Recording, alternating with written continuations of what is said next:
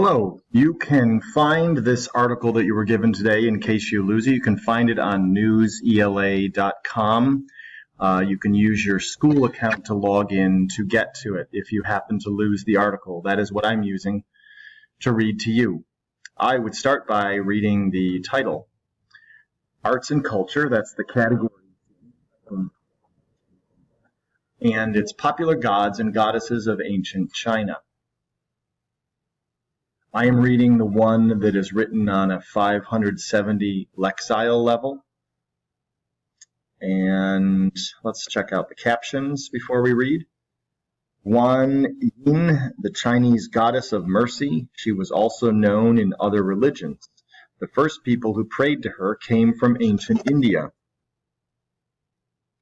So that's the caption. Are there any other captions? Dragon here was seen as the spiritual ancestor of the ancient Chinese people. Sorry, I misread that. The dragon was seen as the spiritual ancestor of the Chinese people. And you can enlarge it by clicking on the website if you're there. These are some of the subheadings. One of the subheadings is Dragon, Shangti, Queen Mother, Yan Wang. And here is another caption. The Queen Mother of the West riding her lion. One of the other subheadings here is Nuwa and Fuxi and Kaishen. My guess is these are different. Our heading is Popular Gods and Goddesses of Ancient China. These must be gods and goddesses, each of these subheadings.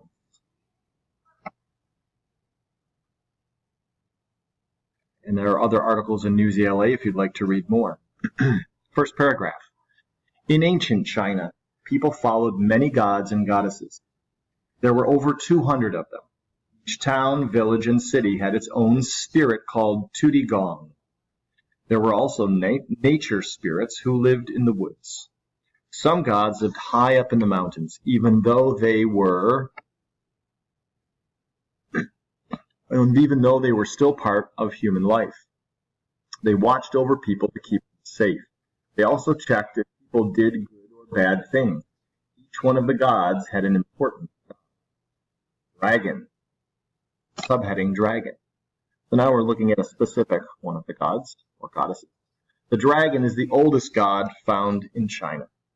It was seen as a balancing force in the world. The dragon was wise and fair. It was sometimes shown in human form as a wise man watching over people. Shangti. Shangti was the god of law and order. He was seen as the father of all people in China. Shangti taught the people how to farm, build houses, and fight battles. He also controlled the weather and ruled over the gods. Queen Mother. The Queen Mother was the queen of the gods.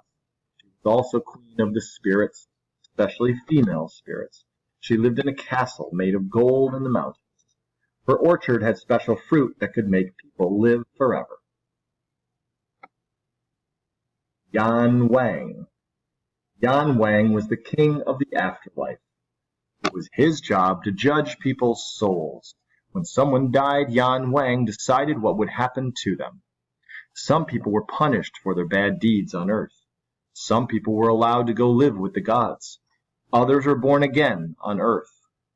Nuwa and Fuxi. Nuwa and Fuxi were the mother and father gods of human beings. Nuwa was born when the world began. She built a palace for herself and lived there with her brother, Fuxi. One day, Nuwa became lonely. She decided to create human beings to give her company. Nuwa made humans out of mud from the Yellow River. Fuxi gave people the skills they needed to live. Kaishen. Statues of Kaishen can be seen in Chinese homes and businesses. He was the god of a rich life. A rich life meant having a happy family and a good job. And I forgot to read this caption earlier. Chang'e runs to the moon. Chang'e, subheading. Chang'e was the goddess of the moon. One day she stole a magic drink from her husband. Chang-Yi ran away across the night sky. When she reached the moon, she turned herself into a toad. She did this to hide, but she was never able to change back. Even today, people can look up at the moon and see the shape of a toad. Pan Ku. You read this in English class. It was called Fanku. Phanku. Same story, same myth. Pan Ku was the god of creation. When he was born, the universe was empty. It was nothing but darkness. Pan Ku cut through the darkness and made the earth and the sky.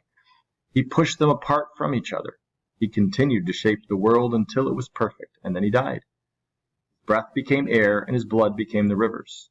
His left eye became the sun, and his right eye became the moon.